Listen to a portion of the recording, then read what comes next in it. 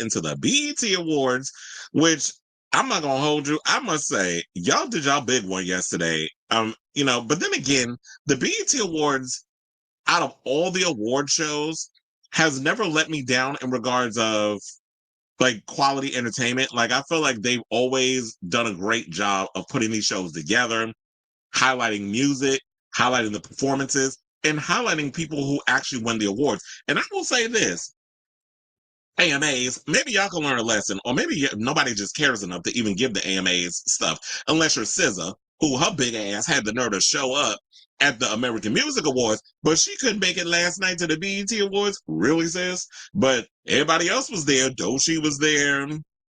Well, we'll talk about her in a minute, because I live for her speech. Hello, going in on Donald Trump. Also, Lizzo, girl, why was I hearing you when everybody was on the stage talking? Like, she is so, even though you went and lost all that damn weight, you already know a big girl's always going to be a big girl. They stay being loud. The mic was picking her loud ass up the whole time. And she was getting on, I'm like, shut the fuck up. Like, this was me when I'm watching the show. Because I could hear her. And then when they panned her, I was like, I knew it was Lizzo. I just knew it.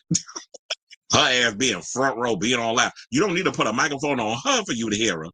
And I saw Lanithia was there too last night with that same wig she's been wearing for the past couple of days. Well, even the T.S. Madison interview, she had the same wig on. But nevertheless, the BET did their thing last night. Even Kendrick Lamar was there, who couldn't show up at the AMAs, but showed up at the BET Awards. I was loving. I definitely. Here's the highlights, because there was so many highlights. I love the 106 in Park tribute where y'all brought everybody out. Ashanti, A. Marie got up there. B2K, they were able to bring all four of them up on that stage before. And then Bow Wow came out with JD. First of all, this had me thinking similar to the Queens of R&B, when you had like Total, Escape, Maya, all of them come out, SWV, all of them did a tour together. I think that the 106 in Park need to come up and do like a whole tour situation where you bring out all those people that was up on there on that stage, have them tour together and do a show. I don't know who you would have be the main attraction, open and close, but I would love to see a tour where it's like B2K, Bow Wow, Ashanti, A. Marie, Keisha Cole, all of them. If y'all could get all of them to kind of come up and do a show together, I would definitely love to see something like that. I think it would definitely be a good show. And we are not a nostalgia era right now, so I could definitely see like with our whole nostalgia situation going on, that a lot of people would actually go and see that show. So yeah, a lot of the performances was great.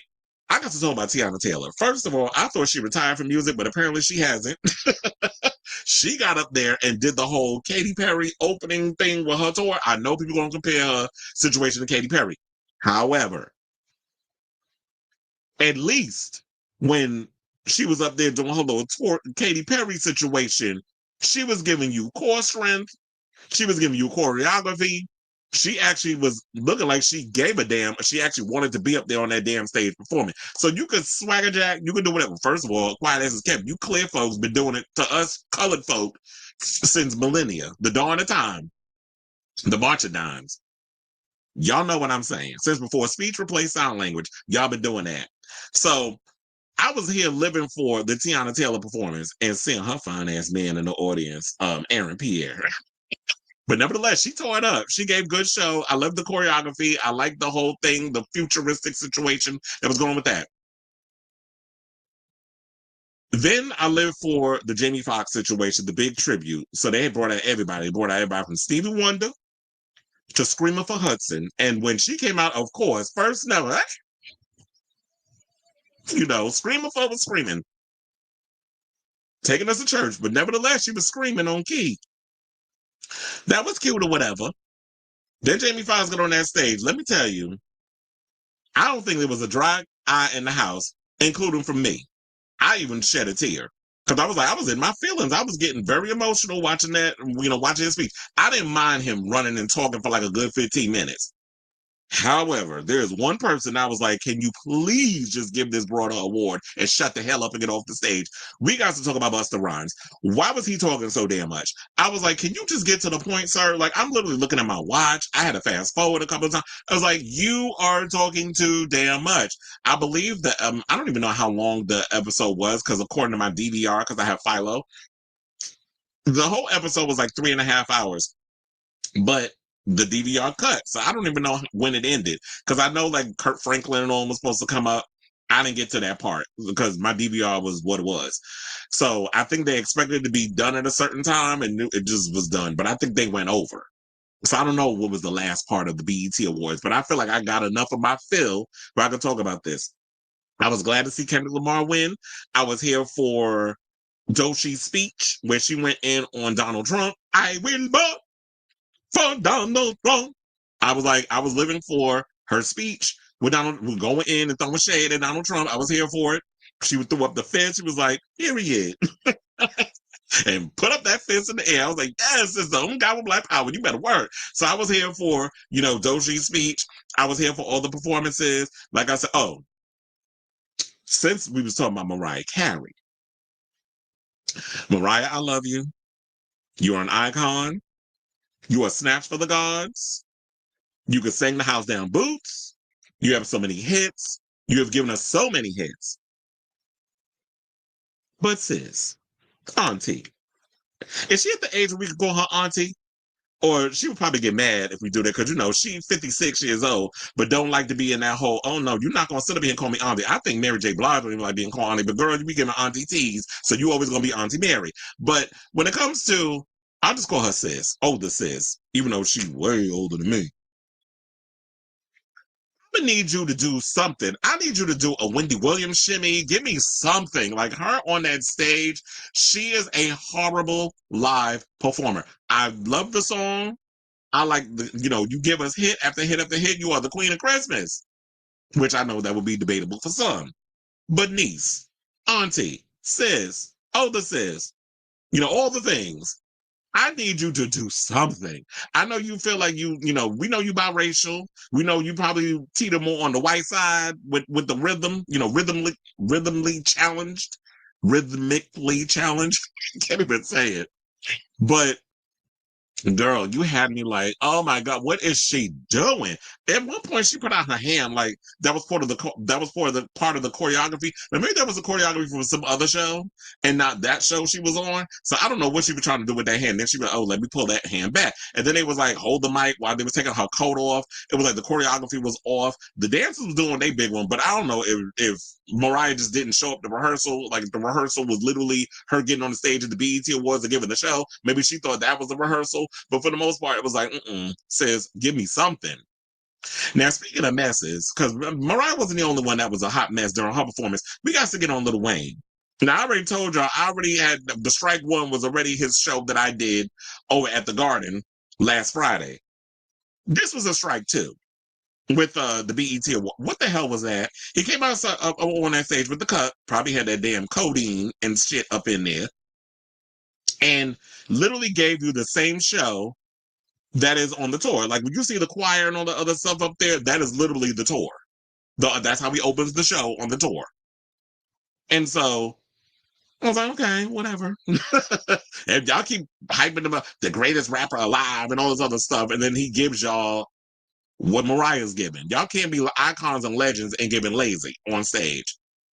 Like you see Beyonce still serving the girls at her big age, and she ain't even that old. But she been in the industry long enough that she knows I have to give y'all 110% every damn time. Stop giving people, when you're supposed to be at this level of 110%, you giving 35.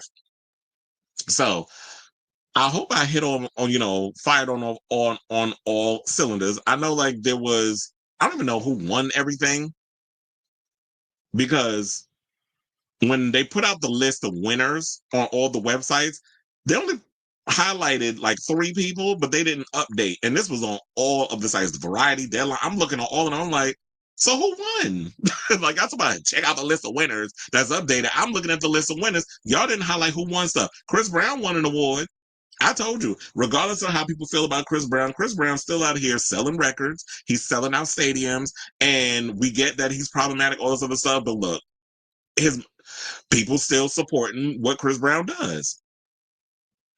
So yeah, who else won? What besides Doechii and Kendrick? They said Leon Thomas beat out stiff competition like Shabuzi and Big X the Plug. Even who's that little queen, the one that just got allegedly that was outed? He was nominated. The one that we've been talking about on here in the last show. D-Lo, whatever the hell his name is. Yeah, he was. I was like, oh, they nominated him too. I don't know who that child is. I ain't never heard of him.